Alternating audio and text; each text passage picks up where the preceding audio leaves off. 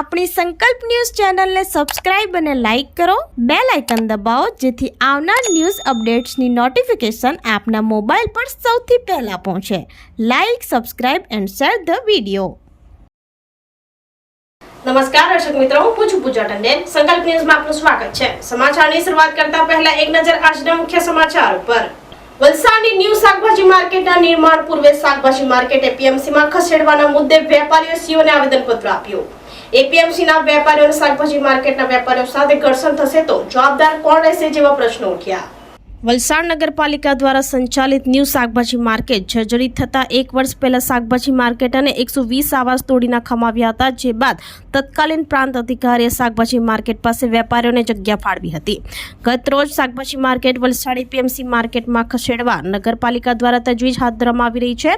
વલસાડ પાલિકાના સીઓ કે વહીવટદારે એપીએમસીના સંચાલકોને ખેરી માર્કેટના વેપારીઓને વિશ્વાસમાં લીધા વિના કામગીરી હાથ ધરતા શાકભાજી માર્કેટના વેપારીઓએ નગરપાલિકાના સીઓને આવેદનપત્ર પાઠવી લેખિત રજૂઆત કરી પાલિકાની કામગીરીનો વિરોધ નોંધાવ્યો હતો. જો નગરપાલિકા વેપારીઓને વિશ્વાસમાં લીધા વિના કામગીરી કરશે તો આગામી દિવસોમાં વેપારીઓ દ્વારા શાકભાજી માર્કેટ બંધ કરવા અને આંદોલન કરવા સુધીની ચીમકી ઉચ્ચારી હતી. તેમજ એપીએમસીના વેપારીઓ અને શાકભાજી માર્કેટના વેપારીઓ સાથે ઘર્ષણ થશે તો જવાબદાર કોણ રહેશે જેવા પ્રશ્નો ઉઠાવ્યા હતા.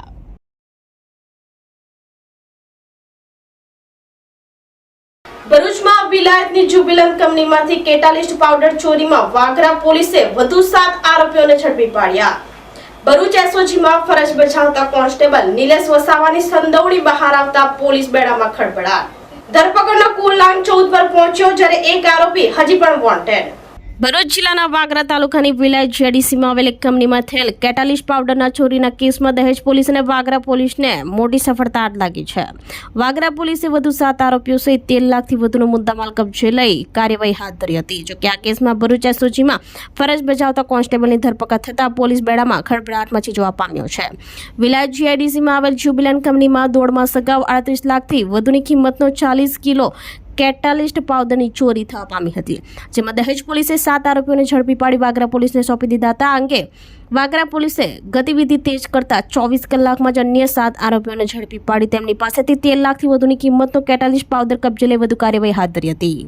વાગરા પોલીસે વધુ પૂછપરછ કરતા આરોપી સતીશ વસાવાએ જણાવેલ કે તે પોતે અને સમીર રાઠોડ, વિશાલ વસાવાને નહીં પકડાયેલ આરોપી વિજય વસાવાએ ભેગા મળી વિલાયતની જ્યુબિલન્ટ કંપનીમાંથી ચોરી કરેલ હતી. ચોરી કેટાલિસ્ટ પાવડર અલગ અલગ માણસોને વેચાણ કરવા આપેલ હતો. જેમાં સતીશ વસાવા પાસેથી કિશન વસાવા અને વિક્રમ ઉર્ફે આશીષ પરમારે પાવડર વેચાણ કરવા લીધો હતો.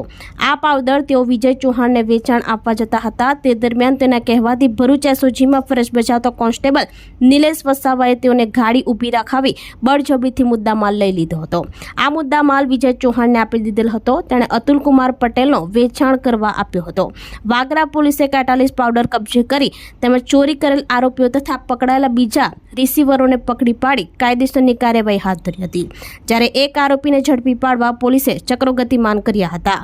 દહેજ પોલીસે પકડેલ 7 આરોપીઓને ભરૂચ સબ જેલમાં ધકેલાયા હતા. જ્યારે વાગરા પોલીસે પકડેલ 7 આરોપીઓને વાગરા કોર્ટમાં રજૂ કરી રિમાન્ડ માંગવાની તજવીજ હાથ ધરવામાં આવી હતી. ભરૂચથી રિપોર્ટર અવી સૈયદ, સંકલ્પ ન્યૂઝ.